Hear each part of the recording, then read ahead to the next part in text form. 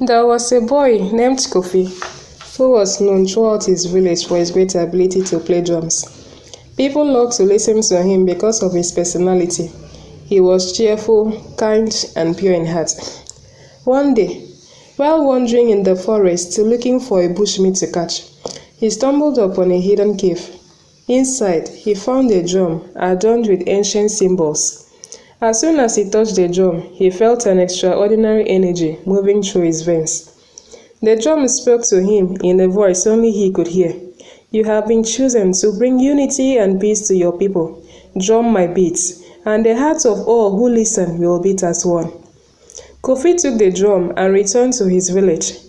As at that time, there was great war between his village and another village. Thus, the two villages were lined up against each other to clash again as usual. Kofi decided to try the power of the drum, so he went to the war arena and began to play. As the rhythms echoed, the enemy warriors laid down their weapons and fled. Friends reunited, the village prospered, and Kofi became a legend. However, there was a man in that kingdom named Otado who did not like peace. He did not like how people were happy and united because it prevented people from consulting him with gifts and money for the settlement of their problems. So, he consulted a great witch doctor and inquired on what he should do. The witch doctor told him that he knew the drum and that the drum had chosen Kofi because his pure heart won't let him use the drum for evil purposes. But if Otado had access to the drum, he could use it to cast whatever spell he wanted on the land. When he heard this, Otado sent his thief Nakwa to steal the drum. Nakwa snuck into Kofi's hut and stole the drum and handed it over to his master. As soon as Otado had access to the drum, he took it outside and began to play viciously and wickedly. He played it so much that war broke out in the community. Friends quarreled amongst themselves, families tore themselves apart, and all their plans and prosperity withered away.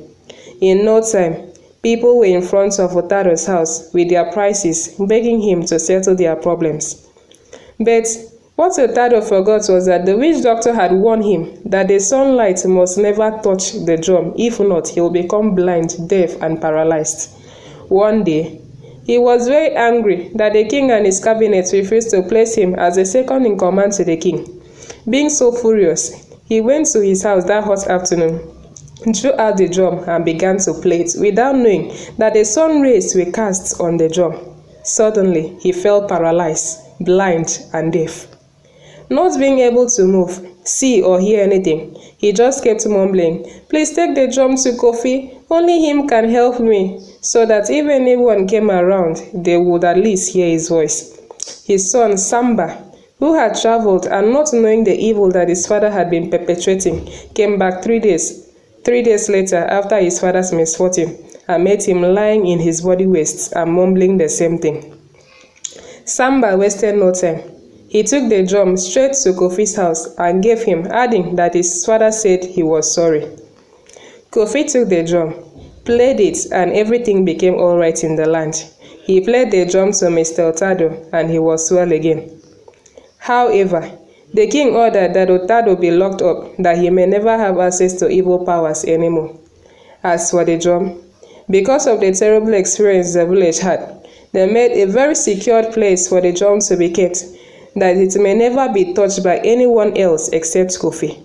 Kofi was thereafter lifted to the rank of the second in command to the king. The kingdom lived in peace and in harmony.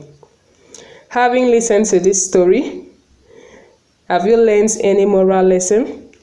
And if you have learned anything, share it in the comment section and let's discuss it together.